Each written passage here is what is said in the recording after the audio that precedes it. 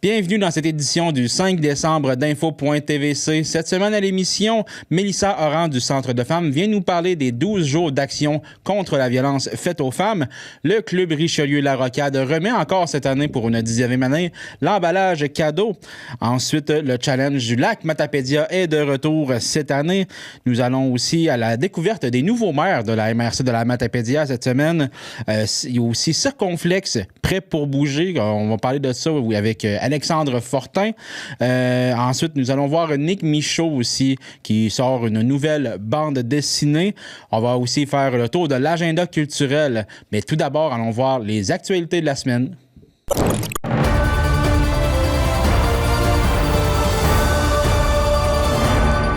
Dans vos actualités cette semaine, la nouvelle carte électorale provinciale continue de faire réagir dans la Matapédia. Le député Pascal Bérubé dénonce la proposition qui modifiera les limites de la circonscription de Matane-Matapédia.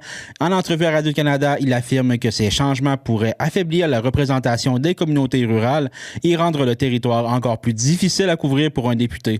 Il rappelle que la population locale doit être entendue et que le maintien de la cohésion territoriale demeure essentiel pour les services et les enjeux régionaux. La ville d'Amqui invite encore une fois la population à répondre à son sondage sur ses parcs et espaces verts.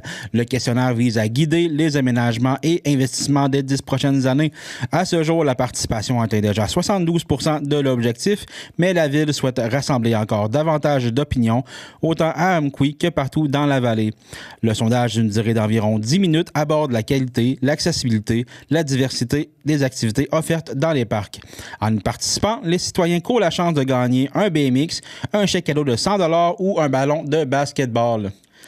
La Sûreté du Québec avertit la population qu'une nouvelle vague de messages textes frauduleux circule actuellement.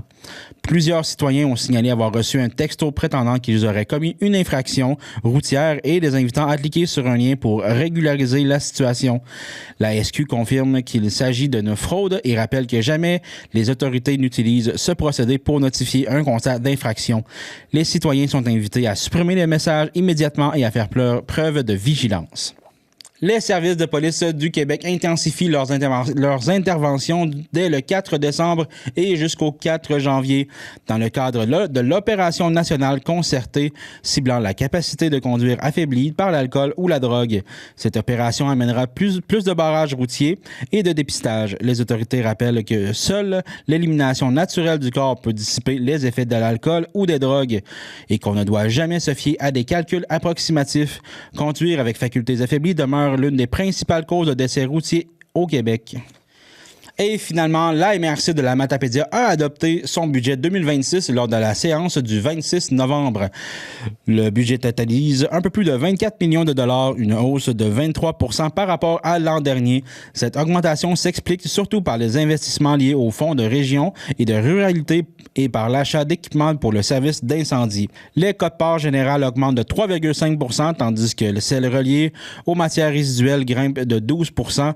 En raison des coûts de transport et de la relocalisation de l'écocentre d'Amqui. La préfète Chantal Lavoie rappelle que la MRC poursuit ses efforts pour maintenir l'expertise locale et soutenir les municipalités malgré les défis régionaux. C'est ce qui complète les actualités de la semaine.